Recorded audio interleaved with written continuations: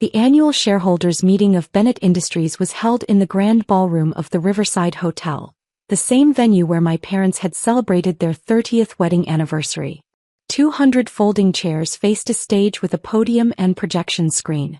Crystal chandeliers hung overhead. Waiters circulated with coffee and pastries. I sat in the back row, my laptop open, taking notes like I'd done at every shareholders meeting for the past 8 years. My father, Robert Bennett, stood at the podium in his custom navy suit, his silver hair perfectly styled, commanding the room with the presence of a man who'd built a manufacturing empire from scratch. Bennett Industries produced industrial components for automotive, aerospace, and construction companies. 42 facilities across 11 states. Annual revenue of $1.2 billion. As you can see from the quarterly report, my father was saying, we've exceeded projections in every sector. Our aerospace division alone has grown 23% year-over-year. Shareholders nodded approvingly. Most were silent partners, investment groups, and family friends who'd bought in during various funding rounds over the company's 35-year history. My mother, Patricia Bennett, sat in the front row next to my older brother David, who served as vice president of operations.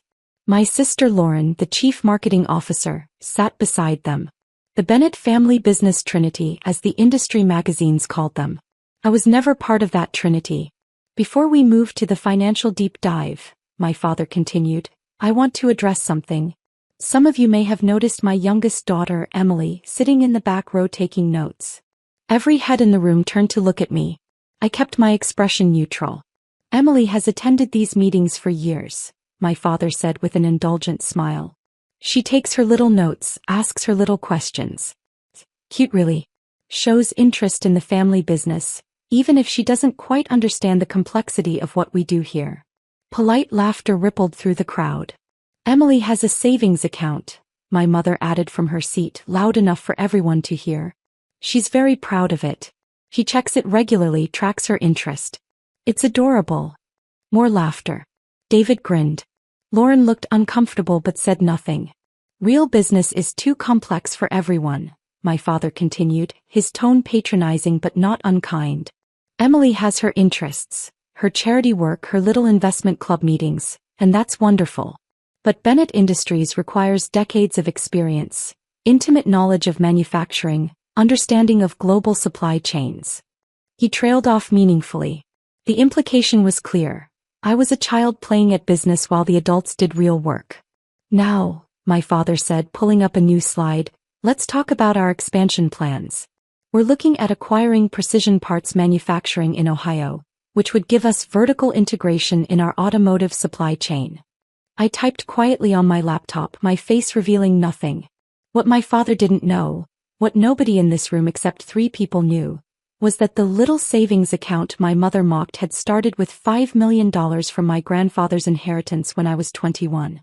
What my family didn't know was that I'd turned that $5 million into $680 million over 12 years through careful, strategic investments in private equity, real estate, and corporate debt. What absolutely nobody in this room knew, except the 3 board members who were legally required to know, was that over the past 8 years, through a complex network of holding companies, shell corporations, and strategic debt purchases, I had quietly acquired controlling interest in Bennett Industries. I owned 52% of the company my father thought he controlled. My phone buzzed silently. A text from James Morrison, the board chairman, sitting in the second row, after the financial presentation. Are you ready? I texted back. Yes. The meeting continued. David presented the operations report. Efficiency improvements, facility upgrades, workforce optimization. Lauren showed marketing metrics, brand awareness, customer satisfaction scores, new client acquisitions. Everything looked good. The company was healthy, profitable, well-managed. Except for one problem that I'd identified 3 years ago. My father was preparing to sell. He hadn't announced it publicly, but I'd seen the preliminary discussions. Private equity firms circling. Valuation assessments. My father wanted to cash out, take his billion-dollar payday and retire. He'd turn 65 next year. The sale would destroy the company. The PE firms would strip it for parts, sell off divisions, fire thousands of employees, and extract maximum value before discarding the husk. I'd been building my position specifically to prevent that. Now for our financial overview, my father said, gesturing to the CFO Richard Zhang. Richard will walk us through the numbers and then we'll open for questions. Richard approached the podium with his tablet and began his presentation. Revenue, margins, cash flow, debt ratios. Everything looked strong because I'd made sure it stayed strong. Over the past 8 years, every time Bennett Industries needed capital, I'd provided it through anonymous debt purchases and credit facilities. They thought they were getting favorable terms from generous banks. They didn't know I was the bank. When Richard finished, my father returned to the podium. Questions. Several hands went up. The usual inquiries: dividend schedules, expansion timelines, competitive positioning. Then my hand went up. My father saw me and smiled. Yes, Emily? Do you have a question? Yes, I said, standing up. I'm wondering about the debt restructuring that happened in 2021. Bennett Industries refinanced $280 million in bonds at a very favorable rate. Can you explain who provided that financing? My father's smile widened. That's a rather technical question, sweetheart. The short answer is we worked with several institutional investors who recognized the value of our company. Richard can send you the details if you're curious, though I'm not sure you'll understand the bond documents. I understand bond documents, I said calmly. I'm asking specifically about the identity of the investors. Richard cleared his throat. The bond purchase was facilitated through a private placement with several investment groups. The lead investor was Meridian Capital Holdings. And who controls Meridian Capital Holdings? I asked. That information is confidential, Richard said, glancing at my father. I see, I said. And the $180 million credit facility established in 2022 through Sterling Financial Group. Who controls that entity? My father's smile was becoming strained. Emily, these are rather aggressive questions. If you have concerns about the company's financial structure, we can discuss it privately. I don't have concerns, I said. I'm simply trying to understand the ownership structure of Bennett Industries. The ownership structure is clear, my father said firmly. The Bennett family holds 31% of shares. Various institutional investors hold the remainder. It's all documented in our filings. And private debt? I asked. The bonds, credit facilities, and other obligations that give creditors significant influence over company decisions? The room had gone quiet. Other shareholders were looking at me with confusion and irritation. Who was this young woman challenging Robert Bennett? My father's jaw tightened. Emily, I think that's enough. These meetings are for serious business discussions, not for you to show off whatever you learned in your investment club. I'm a shareholder, I said. I have the right to ask questions. You own 40 shares, David said, turning around in his seat. 40 shares that Dad gave you as a birthday present when you turned 25. That's 0.002% of the company. You're not exactly a major stakeholder. Those 40 shares give me the right to attend this meeting and ask questions, I replied. My mother stood up. Emily, you're embarrassing yourself. This isn't your little savings account. This is a billion-dollar company with real stakeholders who don't appreciate having their time wasted. Then let's not waste time, I said. I moved to add an item to today's agenda. I'd like to discuss the possibility of a sale or acquisition of Bennett Industries. The room erupted. Shareholders turned to each other, murmuring. My father's face went red. That's not on the agenda, he said sharply. I'm making a motion as a shareholder, I said. According to the corporate bylaws, any shareholder can propose agenda items if seconded by another shareholder. I second the motion, a voice said from the second row. James Morrison stood up. The board chairman, a man my father had worked with for 20 years. My father stared at him. James, what are you doing? Following proper procedure, James said calmly. The motion has been seconded. We should discuss it. This is ridiculous, David said. Emily doesn't know anything about M&A discussions. Actually, James said, I think Emily knows quite a bit. Emily, would you like to explain your concerns? Every eye in the room turned to me. I could see my father's confusion turning to anger. My mother looked mortified. Lauren had her phone out, probably texting someone about what was happening. I walked down the aisle toward the stage, my laptop under my arm. Over the past 6 months, I said, Bennett Industries has been in preliminary discussions with 3 private equity firms about a potential sale. The discussions have been confidential, but they're happening. My father's eyes widened. How do you know about that? Because I pay attention, I said. And because a sale would be catastrophic for this company. PE firms don't buy manufacturing companies to preserve them. They buy them to strip them. That's a gross oversimplification, my father said. Is it? Let's look at the pattern. A PE firm buys a manufacturing company, loads it with debt, sells off the profitable divisions, consolidates facilities, fires middle management, and extracts maximum value over 5 years before selling the remains to another buyer. Meanwhile, thousands of employees lose their jobs, communities lose their economic anchors, and the company's legacy is destroyed. You're being dramatic, David said. Am I? Let me read you something. I opened my laptop. This is from an email sent by Blackstone Partners to Dad's personal email 3 weeks ago. We see significant value extraction opportunities through facility consolidation and workforce optimization. Our models show 40% cost reduction through strategic restructuring. The room went silent. How the hell did you get my emails? My father demanded. I didn't, I said. But Blackstone Partners CC'd several people on that email, including some who thought the company's employees deserved to know what was being planned. That was a lie.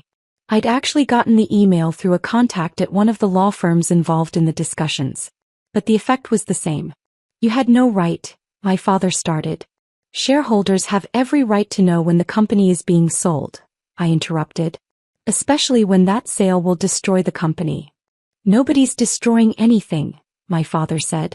I've spent 35 years building Bennett Industries. I'm exploring options for succession planning. I'm 64 years old, Emily. I won't run this company forever. Then let David run it, I said. Or Lauren. Or hire a professional CEO. Don't sell to vultures who will tear apart everything you built. You don't understand how this works, my mother said from her seat. Your father deserves to retire. To enjoy the fruits of his labor. The sale would give us financial security. You have financial security, I said. You have a profitable company that generates tens of millions in annual profits. Why do you need $1 billion buyout? Because I earned it, my father said, his voice hard. I built this from nothing. I took the risks. I made the sacrifices. And I'll be damned if my daughter, who's never worked a real day in this company, is going to lecture me about business decisions. She's right to ask questions, James Morrison said, standing up again. In fact, I think we need to have a broader discussion about the company's future.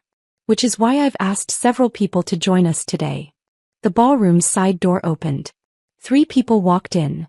Margaret Chin, the company's general counsel, Thomas Westbrook, an investment banker from Goldman Sachs, and Catherine Rodriguez, a senior partner from the accounting firm that handled Bennett Industries audits. What is this? My father demanded. This, James said, is a special session of the board of directors, convened under emergency provisions of the corporate bylaws. We're here to discuss a significant change in the company's ownership structure. What change? David asked, standing up now too. Dad owns 31% of the company. The family controls the board. What are you talking about? James looked at me. Emily, would you like to explain? Or should I? Everyone was staring at me now. My father's face had gone from red to pale. My mother looked confused. Lauren had put down her phone. I'll explain, I said. I connected my laptop to the projection system. A spreadsheet appeared on the screen behind me. This is Bennett Industries' complete ownership structure, I said. As you can see, the Bennett family holds 31% of equity shares. Various institutional investors hold another 39%. That's the public structure that everyone knows about. I clicked to the next slide. But Bennett Industries also has $460 million in outstanding debt. Corporate bonds, credit facilities, and private loans. These debt obligations give the creditors significant control over company decisions. In many cases, more control than equity shareholders. Another slide. The largest creditor is Meridian Capital Holdings, which holds $280 million in bonds. The second largest is Sterling Financial Group, which provides a $180 million credit facility. Together, these two entities control 75% of Bennett Industries' debt. I paused and looked at my father. And both entities are wholly owned subsidiaries of Thornton Investment Group. Silence. Complete absolute silence. Who the hell is Thornton Investment Group? David finally asked. I clicked to the next slide.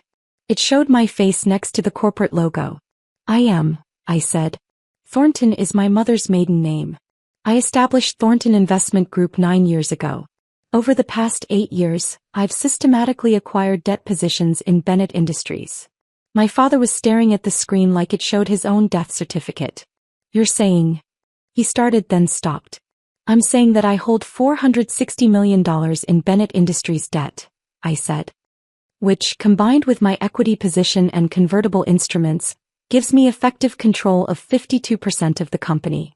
That's impossible, my mother whispered. It's not only possible, it's documented, Margaret Chin said, standing up. I've reviewed all the paperwork. Emily's ownership structure is completely legal and has been properly disclosed to the board as required by law. The board knew. Lauren asked. 3 board members knew, James Morrison confirmed. Myself, Margaret, and Richard Zhang. We've been legally required to know because Emily's debt position crossed the threshold for required disclosure 18 months ago. My father turned to Richard Zhang, who looked uncomfortable but nodded confirmation. Why didn't you tell me? My father demanded. Because Emily asked us not to, James said. And legally we didn't have to. The disclosure requirements are to the board, not to all shareholders. I'm the CEO, my father shouted. And Emily is the majority owner, James replied. Which means technically you work for her. The room erupted again. Shareholders shouting questions.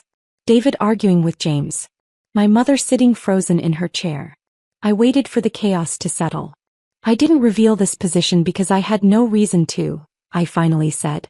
The company was well managed, profitable, growing. I was happy to remain a silent partner. Then why reveal it now? Lauren asked. Because Dad is planning to sell to a private equity firm that will destroy everything he built, I said. And I'm not going to let that happen. My father walked slowly down from the stage, stopping a few feet from me. Up close I could see how shocked he was. How confused. How? He asked quietly. Where did you get $460 million? Grandfather left me $5 million when I was 21, I said. He told me to put it in a savings account. To be responsible with it. To not waste it on foolish investments. So you used it to buy debt in my company? I used it to build an investment portfolio, I said. I invested in private equity, real estate, venture capital. I was very, very good at it. Over 12 years, I turned $5 million into $680 million. My mother made a small sound. And you used that money to buy control of Bennett Industries? My father asked. I used that money to protect Bennett Industries, I corrected. Every time the company needed financing, I provided it. Favorable terms. Low interest rates. Flexible covenants. I helped fund the expansion into aerospace. I backed the facility upgrades. I supported the R&D investments. You've been subsidizing us? David asked. I've been investing in you, I said. Because this company is worth protecting. Because it employs 8,400 people. Because it's a real business that makes real things that matter. And now you're going to stop the sale, my father said flatly. Yes. Even though I want to sell. Even though I've earned the right to retire and cash out. You can retire, I said. David can be CEO. Or we can hire someone. But we're not selling to private equity. My father stared at me for a long moment. Then he turned to James Morrison. Is this legal? Can she actually do this? It's completely legal, James confirmed. Emily holds the majority position. She has the right to block any sale. In fact, given her debt position, she has veto power over virtually any major corporate decision. So I've been working for my daughter for the past 8 years without knowing it, my father said. You've been working with your daughter, I corrected. I never interfered with your management. I never questioned your decisions. I supported every initiative you proposed. While secretly buying up my company. While protecting your company, I said. Dad, you built something incredible. Something that matters. And I wasn't going to let it be destroyed just so you could have a bigger retirement account. This is insane, David said. You're 29 years old. You've never run a manufacturing facility. You've never managed a supply chain. What makes you think you can control this company? I'm not going to run it, I said. You are. Or Lauren. Or whoever is the best person for the job. I'm a passive investor, David. I just want to make sure the company survives. Thomas Westbrook from Goldman Sachs spoke up. If I may, I've reviewed Emily's investment track record. Her returns are exceptional. If she'd been managing Bennett Industries' investment portfolio, the company would be worth substantially more than it is now. Nobody asked you, my mother snapped. Actually, I did, James Morrison said. I asked Thomas to review Emily's credentials when she first disclosed her position to the board. I wanted to make sure she wasn't a corporate raider or some kind of threat. What I found was that she's one of the most successful private investors in the state. Her portfolio outperforms most hedge funds. And you never told us, my father said. Because she asked me not to, James replied. And frankly, Robert, would you have listened? You just mocked her savings account in front of 200 people. You told this room that she doesn't understand complex business. Would you have taken her seriously if we'd told you? My father didn't answer. I have a proposal, I said into the silence. Dad, you can retire. Take your equity stake, 31% of a billion-dollar company, and enjoy your retirement. That's over $300 million. You've earned it. But no sale to private equity, he said. No sale to private equity, I confirmed. David becomes CEO. Lauren stays as CMO. We hire a new CFO since Richard is ready to retire. The company continues operating as it always has, but with better capital structure and no vultures circling. And you? My father asked. What do you get? I get to know that grandfather's legacy is protected, I said. That the company he started and you built continues to exist. That 8,400 people keep their jobs. That manufacturing stays in America instead of being gutted and shipped overseas. Catherine Rodriguez from the accounting firm spoke up. I've reviewed Emily's proposal. It's financially sound. The company would actually be in a stronger position with her capital backing than it would be under private equity ownership. Because she's not extracting value, Margaret Chin added. She's providing capital at below market rates. She's essentially subsidizing the company's growth. My father looked around the room, at the shareholders watching this unfold, at the board members who'd known this secret, at his children processing this revelation. You really turned $5 million into $680 million? He asked me. Yes. In 12 years. Yes. How? By paying attention, I said. By learning. By taking your advice, actually. You always said to invest in things you understand. I understood manufacturing. I understood industrial supply chains. So I invested in companies like Bennett Industries. And I was careful. Conservative. Strategic. You could have told us, my mother said, her voice breaking. You let us think. We thought you were unemployed. I offered. Living off that little savings account? I know what you thought, Mom. Everyone made it very clear. Why didn't you correct us? Lauren asked. Would you have believed me? I asked. Or would you have accused me of lying? Of exaggerating?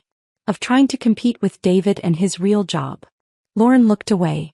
I attended these meetings for 8 years, I continued. I took notes. I asked questions. And every single time I was treated like a child playing dress-up. Dad made jokes about my savings account. David rolled his eyes at my questions. You all made it clear that I wasn't part of the real family business. But you were, my father said quietly. You were the biggest part. We just didn't know it. No, I said. You didn't look. The room stayed quiet for a long moment. Finally, James Morrison spoke. We need to take a formal vote. Emily has proposed blocking any sale to private equity and transitioning to new leadership under David Bennett as CEO. All those in favor? Every board member raised their hand. James, Margaret, Richard, and 3 others I recognized as longtime advisors. The motion passes, James declared. Bennett Industries will not be sold. Robert Bennett will transition to Chairman Emeritus. David Bennett will become CEO effective immediately. My father stood there looking older suddenly. Smaller. I need some air, he said and walked out of the ballroom. My mother followed him. David and Lauren exchanged glances but stayed.